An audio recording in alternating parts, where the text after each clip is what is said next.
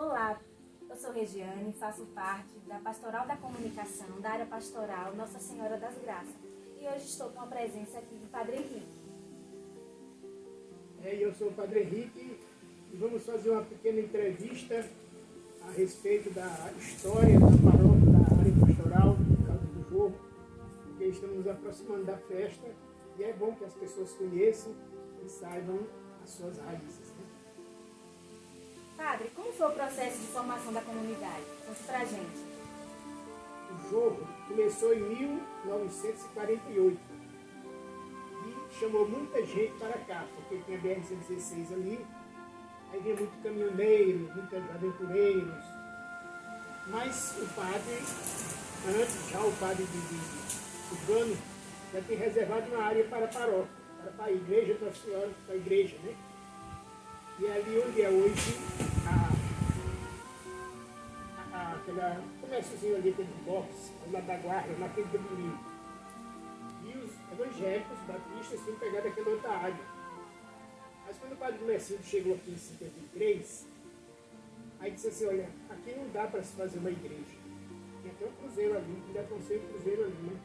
Naquela área ali. Aí ele passou a ser a feirinha, por isso é que chama de feirinha, e o padre Gumercindo não dá para fazer a igreja aqui. Né? Os outros lugares já estavam tudo cheio, o quadrado já estava todo pronto. Aí do Jackson Berenguer Prado, que é filho de grande ilustre, que era nesse tempo padre ainda, do senhor Berenguer, Luiz da Cunha. Aí ele disse que eu tenho uma área que eu comprei para fazer uma chácara, porque aqui ao redor estava todo mundo comprando área para fazer chácara e colocar água quente, para final de semana.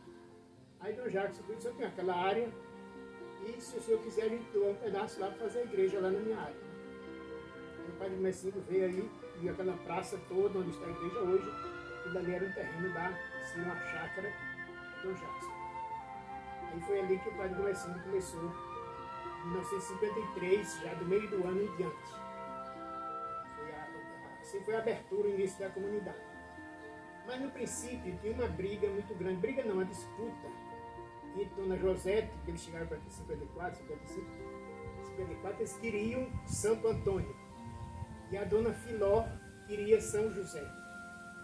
Porque um era dono do hotel São José, Dona Filomena Pereira São José, e a outra era do grande hotel Santo Antônio. Aí o padre Gumercindo foi disse assim, não dá para colocar assim, fica, se colocar uma, a outra não gosta. Se colocar a outra não gosta. Aí resolveu colocar Nossa Senhora das Graças. Começou o trabalho da igreja. A igreja era menor. Ali onde está a frente do altar, ali terminava a igreja. Era só aquele pedacinho ali que era pequeno. Né? E em 55, o ano do Congresso Eucarístico Internacional do Rio de Janeiro, o padre Gumercindo foi ao Rio de Janeiro de jipe, com o senhor Jesus, que era o vigário Salgueiro, Pernambuco, e o outro padre que eu não esqueço o nome, que era vigário de Serra Talhada, Pernambuco também. Vieram de Egito, já tinham combinado com ele, pegaram ele aqui e foram para o Rio de Janeiro. Lá o padre Gumercindo foi para o congresso e lá procurou as Paulinas e comprou a imagem de Nossa Senhora das Graças, para ser a vigária daqui, a paróquia daqui, como se diz, a padroeira. Padre, como foi o impasse na escolha do padroeiro entre São José e Santo Antônio? Nos conta como foi a chegada da imagem. A Gumercindo disse assim, bom, nem acertou tanto com Dona José, nem com Dona Filó, mas vamos colocar Nossa Senhora das Graças. Porque ele já tinha chegado em 53 em Tucano e trouxe a primeira procissão Nossa Senhora das Graças em Tucano. Foi feita dia 27 de novembro de 53. 27 de fevereiro de 53, chegou no 16 de janeiro, dia 27 de fevereiro, eu fiz a primeira procissão. Aí vamos colocar Nossa Senhora das Graças. Aí fui ao Rio de Janeiro, como já falei no bloco anterior, falei sobre a viagem dele para o Rio, de jipe. Lá ele adquiriu a imagem e trouxe direto para Tucano, a imagem da Nossa Senhora das Graças. Depois, a igreja estava em trabalho, isso era em agosto de 55. Aí em novembro a igreja estava quase pronta. Faltavam algumas coisinhas, né? Aí ele trouxe a imagem em outubro para cá. imagem de Nossa Senhora das Graças, um pessoal bem de pés, essa caminhada, essa tradição de fazer essa caminhada. Não sei se vocês se lembram, quando eu estava aqui, a gente fazia, até eu fazia o encontro de Nossa Senhora das Graças com a Senhora Santana, etc. Então, era porque a primeira vez foi em mês de outubro, mas a festa seria em novembro. Aí foi assim que começou. É aquela imagem que está lá naquele oratóriozinho na frente. Aquilo dali faz parte da história da comunidade. Então, o padre, aquela imagem ficou ali um tempo, depois quebrou. Eu pedi ao Oswaldo, o tocador, consertou, e naquela reforma, aquela ampliação que a gente fez da igreja, eu coloquei aquele oratório ali em cima, olhando para lá, né? Tendo vidro para olhar. Está sendo gratificante esse bate-papo, né, com o Padre Henrique. Eu gostaria de pedir ao Padre para contar para a gente como eram os primeiros festejos, né? O novenário de Nossa Senhora da Graça, como é que acontecia?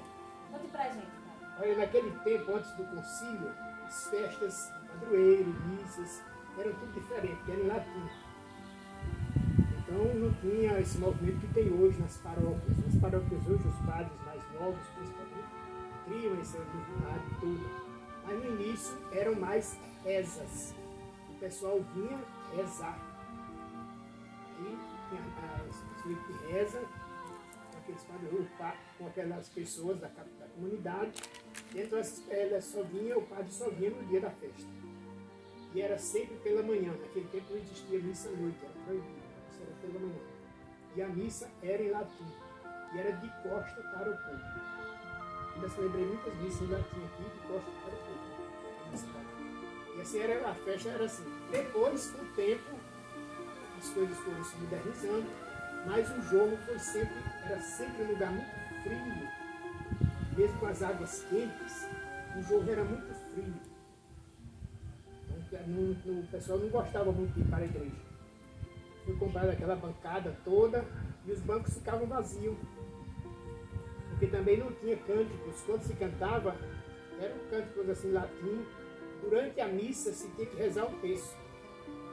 Então as pessoas não iam. Não aquelas pessoas mais antigas e tudo, mas dar mais valor à missa. A juventude, principalmente daqui, que eram geralmente pessoas de fora, o jogo dificilmente tem gente fica daqui.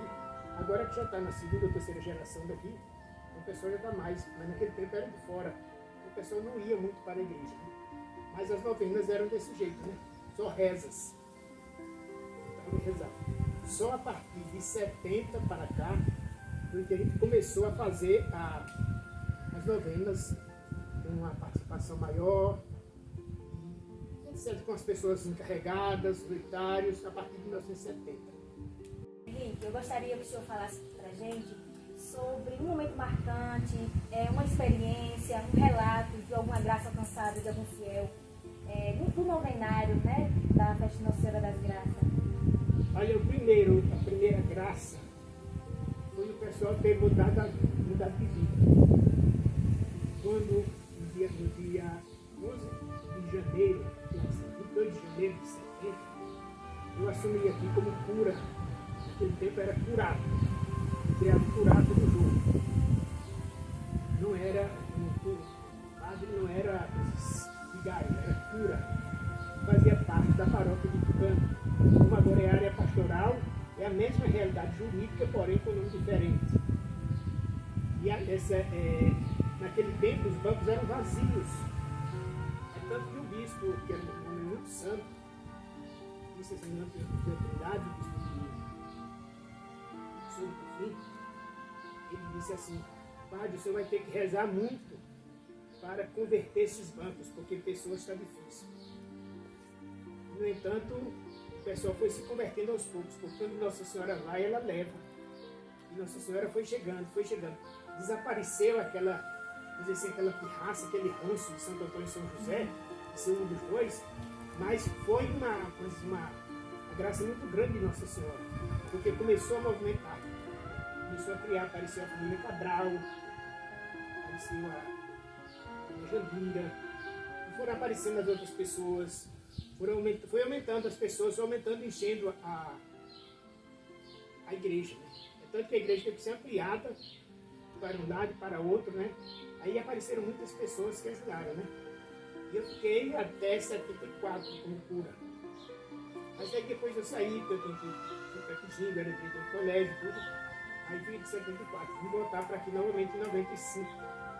Em 95 eu vim para cá, para curar uma estafa. Aí fiquei por aqui até hoje, né? Ela vai para cá, mas sempre por aqui, né? Então, Nossa Senhora das Graças foi quem fez tudo.